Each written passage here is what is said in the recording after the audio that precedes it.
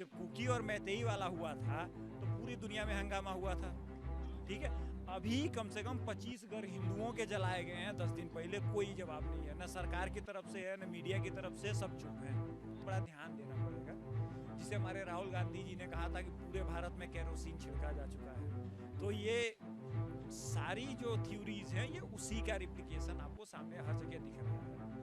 BJP को opposition ने ये तमगा दिया हुआ कि वो हिंदुओं की पार्टी है। बीजेपी ने कभी नहीं कहा कि मैं हिंदुओं की पार्टी हूँ। अरे भैया, जिनका नारा चोरी का हो वो हिंदुओं की पार्टी कैसे कर सकते हैं? वो नारा देते हैं सबका साथ सबका विकास, यही नारा है ना भाजपा का।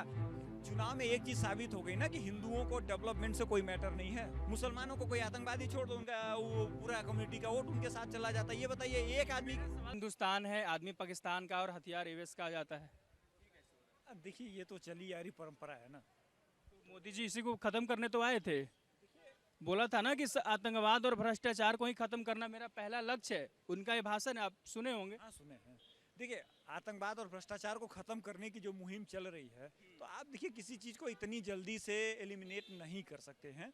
उसमें ये टाइम टेकिंग पीरियड है। और देखिए, चूंकि भारत में जो सबसे बड़ी प्रॉब्लम ये है ना कि कोई, अभी मैं मणिपुर से शुरू करता हूँ।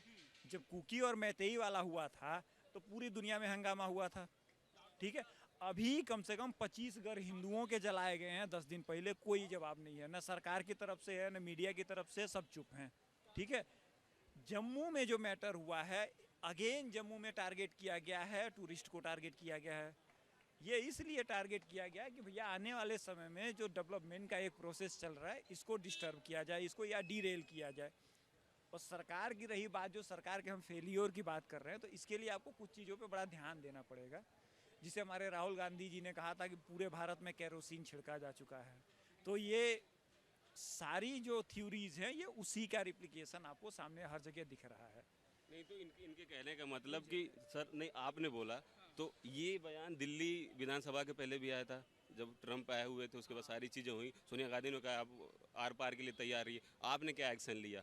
मैं बार बार कह हूँ, गृह मंत्रालय का नकारापन है, फेल्योर है। जब तक आप प्रधानमंत्री जी को देख लीजिए ना, समान आदमी का अंगूठा टूट जाता है उनका ट्वीट आ जाता है 2 मिनट में, चर्च का एक शीशा टूट जाता है उनका ट्वीट आ जाता है, हेमा मालिनी का एक्सीडेंट होता है उनका ट्वीट आ जाता है। इवन डेनमार्क पे भी वो ट्वीट किए हैं, कुवैत पे भी ट्वीट किए हैं, लेकिन रियासी घटना पे उनका कोई ट्वीट नहीं आया है। कल कठुआ में हुए कांड पे उनका कोई ट्वीट नहीं आया है। तो आप क्या कर रहे हैं? दोनों लोग मजे ले रहे, जनता को कोई, अगर यही कल को खुदा न खास्ता आप ये मान के चलिए कि कल को ये हज यात्री जा रहे होते, 10 लोगों की अगर इस तरीके से हत्या हो जाती, तो पक्ष विपक्ष पूरे देश में आपको हर जगह रैली, न जाने क्या क्या सारी चीज़ें आपको तो हंगामा। मोदी भी ट्वीट कर दिए होते अब तक। बिल्कुल कर दिए होते अब तक। आप याद करो गौरक्षा के केस में इन्होंने क्या क्या कह दिया था, गौ भक्तों गौ हत्यारा तक बता दिया था। तो उस केस में इनको देखना चाहिए, कहीं न कहीं ये भी अपने कोर वोटर के लिए खड़े नहीं हुए हैं, सगे नहीं हुए हैं। इनका मंत्रालय भी बढ़ता है तो उसमें 27 ओबीसी आ जाते हैं, एससी आ जाते हैं, महिला आ जाती है, सब आ जाता है, लेकिन हिंदू की बात इनको कहीं नहीं आती। ये आज भी ये पसमंदा प्रेम में अंधे नाश कराएंगे। मन से तो कहते हैं ना कि हिंदू की पार्टी है बीजेपी। नहीं नहीं नहीं नहीं, गलत बात है। हाँ जी, एकदम 100% गलत बात है। बीजेपी को अपोजिशन ने ये तमगा दिया हुआ कि वो हिंदुओं की पार्टी है। बीजेपी ने कभी नहीं कहा कि मैं हिंदुओं की पार्टी हूँ। अरे भैया, जिनका नारा चोरी का हो वो हिंदुओं की पार्टी कैसे कर सकते हैं? वो नारा देते हैं सबका साथ सबका विकास, यही नारा है ना भाजपा का। अभी इन्होंने सबका विश्वास जोड़ लिया, इसके पहले ये नारा किसने दिया था? ये नारा मायावती जी ने दिया था, सर्वजन सुखाय सर्वजन हिताय। ये मायावती जी का नारा चोरी करके लाए हुए हैं। तो बीजेपी को अपोजिशन बोलती है हिंदू की पार्टी। बीजेपी ने कभी नहीं कहा कि हम हिंदू पार्टी ने क्यों नहीं कहा था कि हम राम मंदिर बनवाएंगे? बीजेपी ने क्यों कहा? हिंदुओं की आस्था है तब तो। एक मिनट एक मिनट एक मिनट, अब राम मंदिर पे आ जाते हैं भैया। राम नहीं, हिंदू वाली राम मंदिर पे नहीं जाना है। हाँ, कश्मीर की हिंदू, हाँ, अच्छा कश्मीर पे ही आ जाते हैं। चलो, मैं बोल रहा हूँ कि हिंदू की पार्टी इस तरीके से माना जाता है।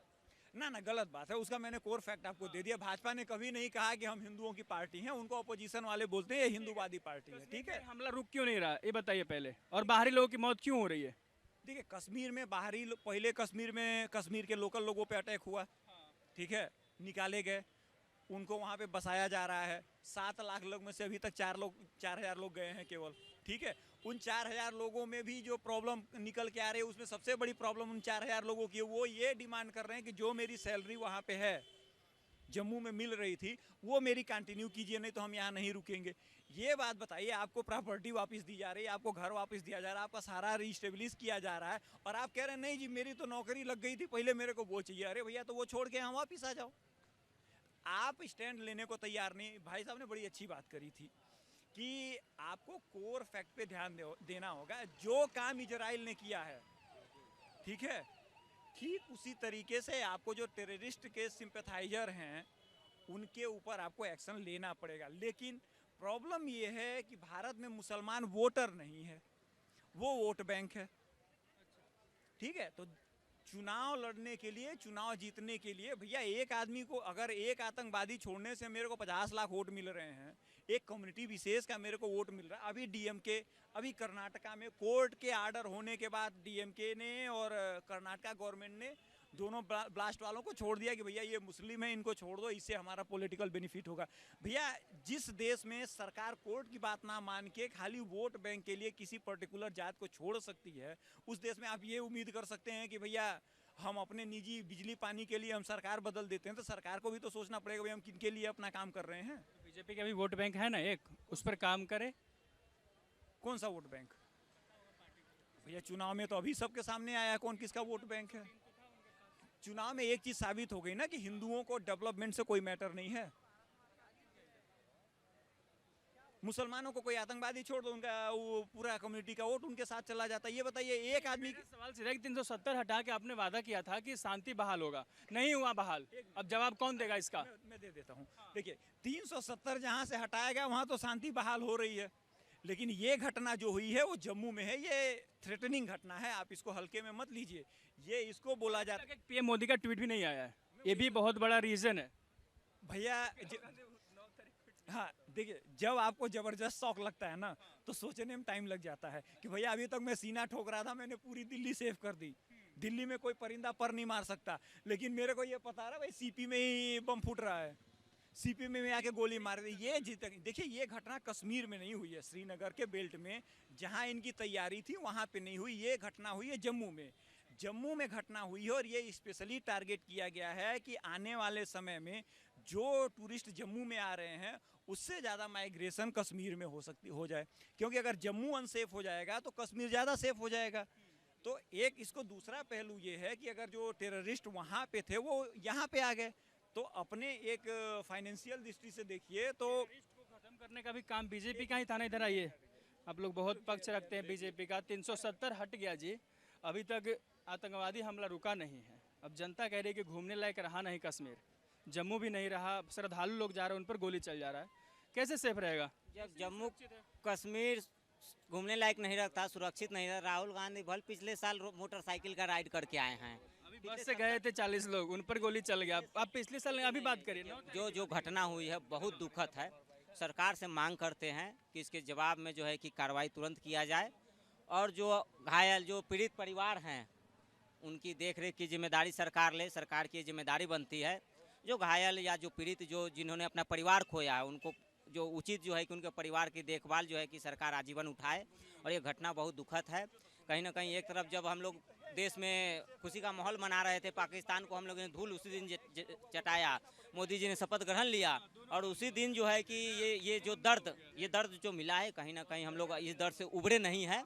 लेकिन कहीं ना कहीं मोदी जी को इस पर तुरंत संज्ञान लेना चाहिए। नहीं तो बिल्कुल संज्ञान लेना चाहिए। कहीं ना कहीं मोदी जी जो है कि अपने प्रक्रिया में व्यस्त थे, लेकिन मोदी जी को इन सब चीज़ों पे तुरंत संज्ञान लेके कार्रवाई करनी चाहिए, उचित कार्रवाई करनी।